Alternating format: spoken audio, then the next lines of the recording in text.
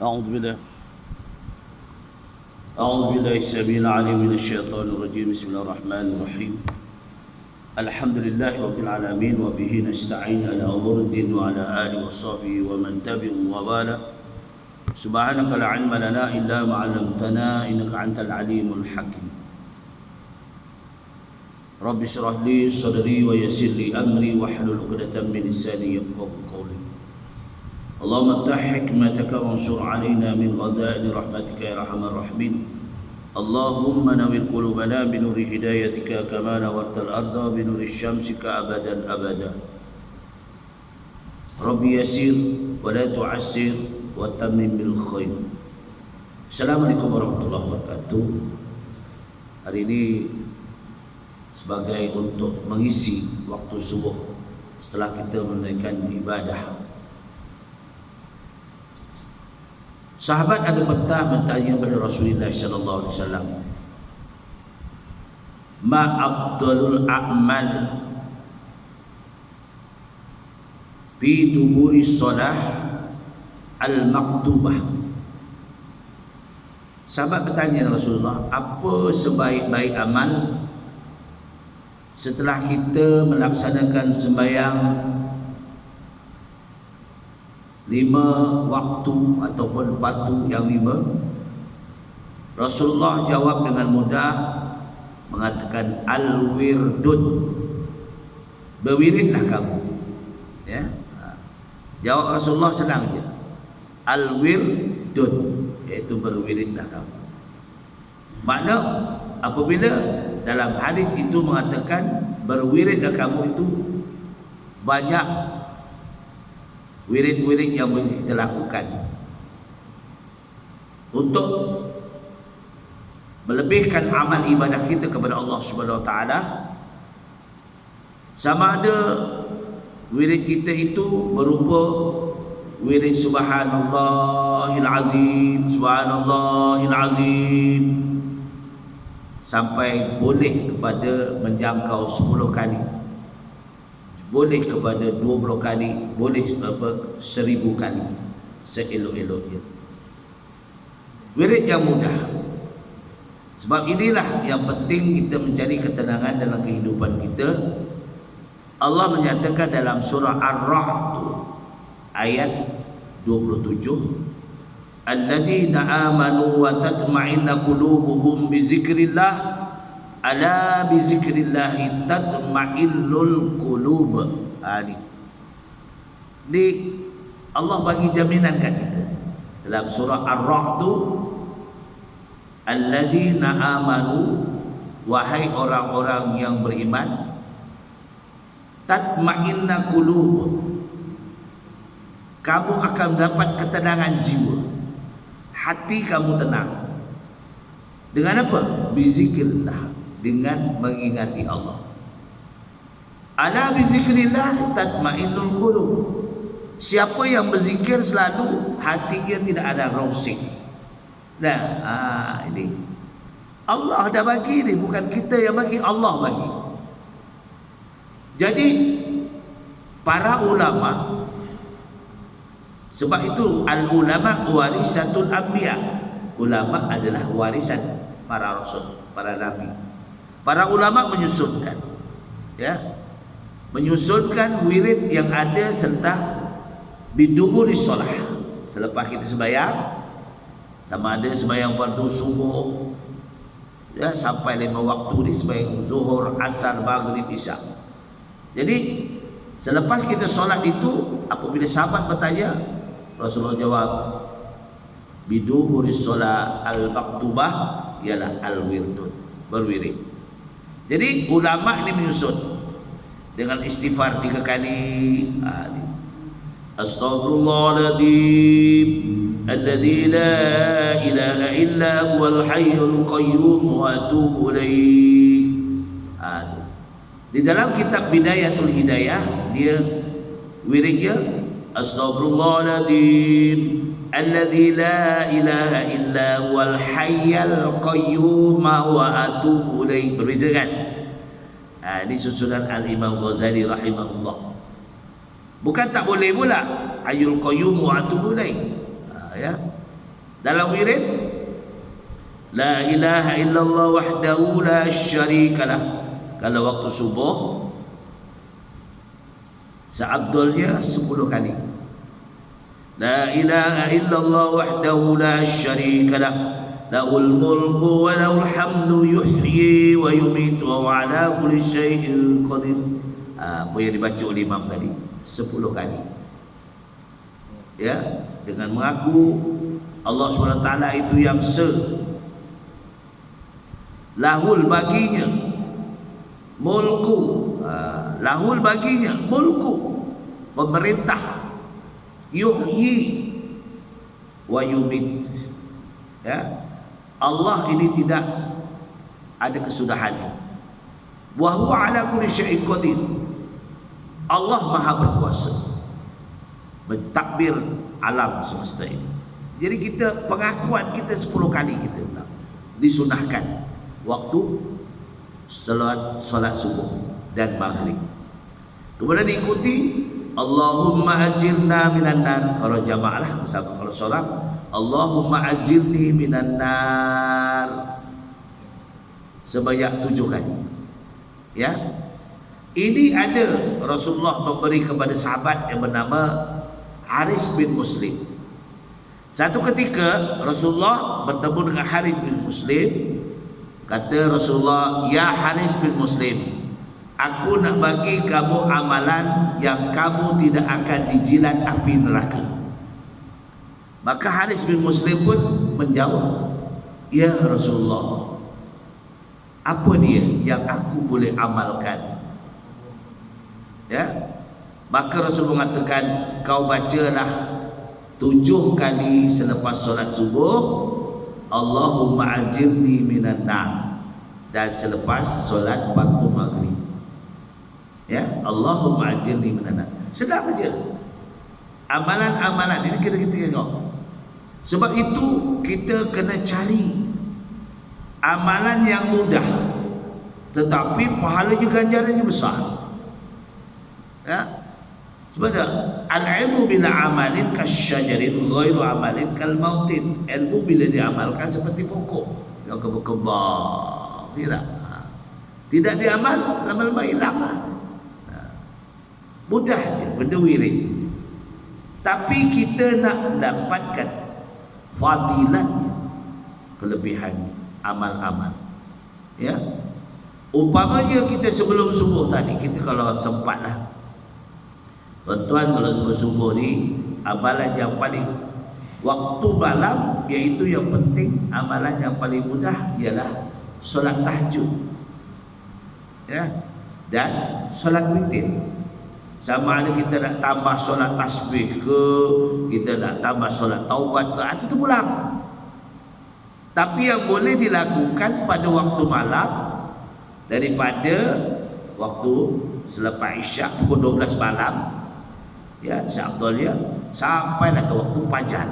Itu waktu yang peruntukannya, ini ulama nyusun ni memang itu peruntukan, iaitu solat tahajud dan solat witir. Ni. Lepas tu ada masa, ya, ada masa kita baca surah tiap-tiap pagi, surah Ar-Rahman dan surah Al-Waqi'ah. Ya, mungkin tuan-tuan ada yang hafal lah surah Al-Waqi'ah. Ini bukan apa, ini untuk menambat hati kita. Ya, menambat hati kita, kerana surah Ar-Rahman itu banyak, 2 sampai 31 kali.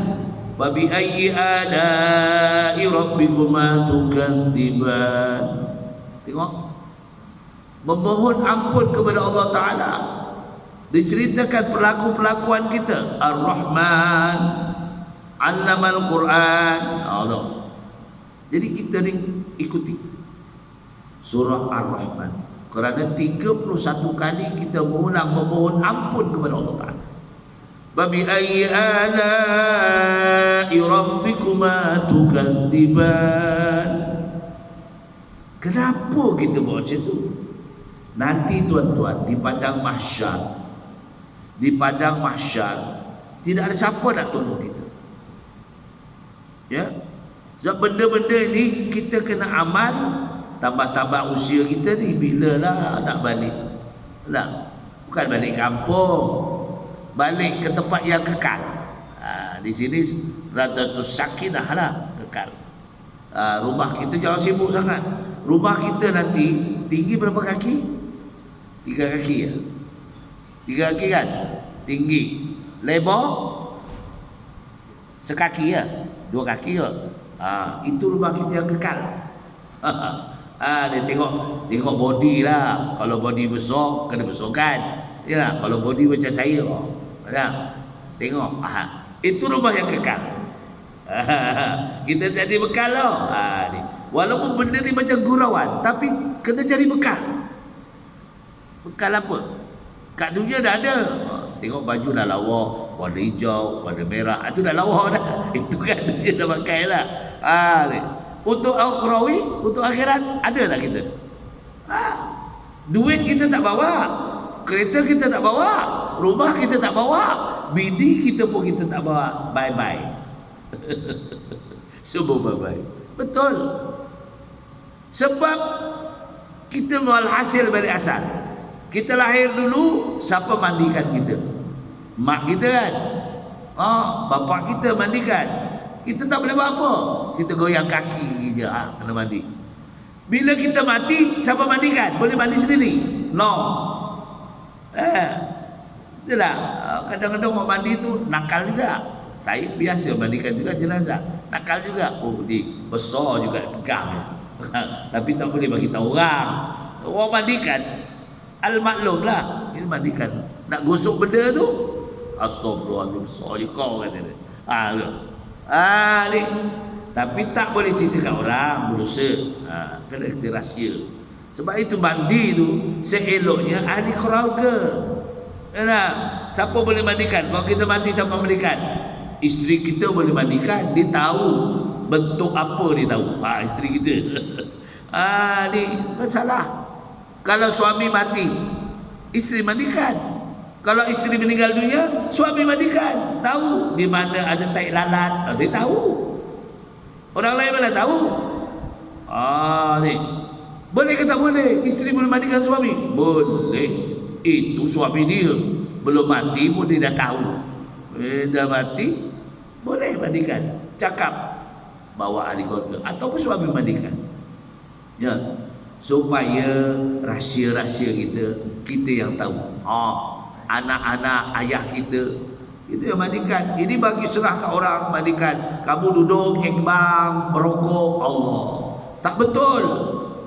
Saya tengok bila orang ada jenazah, belum jenazah, belum dimandikan, namanya mayat. Tu belum dimandikan, namanya mayat. Macam lama yang lain tu. Bila dah dimandikan, kita muliakan. Baru ni saya bersembang dengan agama Hindu. Saya bertanya ni, awak ni, mak awak baru mati ya? Ya. Bagaimana mengurus dia? Saya tanya. Dia minta maaf ya. Bukan apa, saya tanya. Dia bual dengan dia. Kami begini. Dia tahu saya ustaz. Begini ustaz. Kami begini. Kami memandikan dia, ya, pakai baju lawa-lawa, dia. Lepas tu kami bawa satu tempat, kami bakar. Betul tak? Kami bakar. Saya kata bagus juga awak mandikan, pakai baju lawa-lawa, tapi awak bakar. Ya, supaya dia hapus dosa. Dia punya pendapat. Saya tanya betul. Ditanya, Ustaz, orang Islam kalau mati macam mana Ustaz? Kami hormati dia. Penghormatan terakhir, kami bawa dia, kami mandikan bersih-bersih, lawa-lawa pakai, kemudian pakaikan, ya, pakailah seeloknya orang mati ni. Seeloknya kalau faham, pakaikan selimut dia kain ihram. Ada kain ihram simpan tak? Simpan kain ihram tu, jangan bagi tahu anak. Boleh bagi ya, wasiat awal. Kalau abah mati, kain ihram tu ada kat almari tu. Ni. Kalau 2 kali pergi umrah, ada 4 dah. Ya tak? sekali pakai. Kita pergi umrah sekali pun bawa 4 helai kan. Ni tak cukup 1 helai. Maklumlah pergi umrah balik dah kotor, manalah tahu, terpercik lah apalah. Tu kaya lain. Ini basuh. Jadi kain ihram tu kita simpan, masuk dalam bekas betul, simpan. Kalau tak disimpan, dia letak dalam plastik betul, dia akan jadi kekuning-kuningan. Kotor ya lah. Dia masuk. Itu yang kita, sebab kain ihram ini memerlukan keluar peluh kita tahu, peluh. Kita tawaf ni berpeluh-peluh, tapi tak seperti di Malaysia. Kalau di Malaysia berpeluh, ya Allah, kalah kambing jantan kalau lelaki ya. Betul. Belum. Pakai sekali baju, Allah, balik kena basuh. Maklumlah. Tapi di Mekah tak.